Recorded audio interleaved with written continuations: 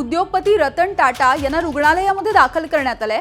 ब्रीच कँडी रुग्णालयामध्ये सध्या त्यांना दाखल करण्यात आलेलं आहे आणि त्यांच्यावरती उपचार सुरू आहेत।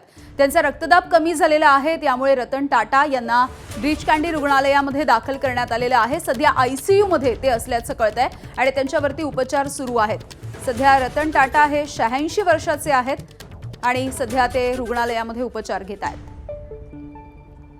वेदांत देव याविषयीची माहिती देतील। वेदांत, यामध्ये जी माहिती मिळते त्यामध्ये रतन टाटा यांना रात्री 12:30च्या दरम्यान अस्वस्थ वाटत होतं, त्यांचं ब्लड प्रेशर लो झालं होतं आणि त्यामुळे त्यांना तातडीनं ब्रीच कँडी रुग्णालयात हलवण्यात आलेलं आहे।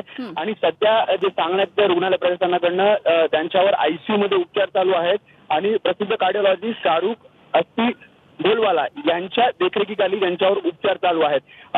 प्रशासनाचं असंही म्हणणं आहे की काल साधारणपणे रात्री 12:30च्या दरम्यान जेव्हा लो ब्लड प्रेशरचा त्यांना त्रास होता, त्यामुळे अस्वस्थ वाटत होता आणि तातडीनं जेव्हा त्यांना आयसीयू मध्ये दाखल करण्यात आलं, त्यानंतर आता योग्य ते प्रतिसाद उपचाराला देत आहेत आणि डॉक्टरांच्या देखरेखीखाली त्यांच्यावर पुढील उपचार सुरू आहेत।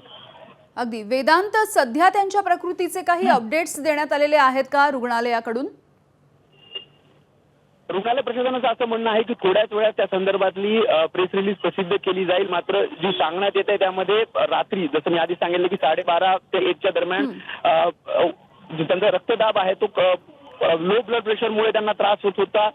वय त्यांचं 86 वर्ष आहे आणि त्यामुळे वय लक्षात घेता तातडीनं त्यांना असल्यामुळे ब्रीच कँडी रुग्णालयात दाखल केलं आणि आता उपचार त्यांच्यावर सुरू आहेत। अगदी धन्यवाद।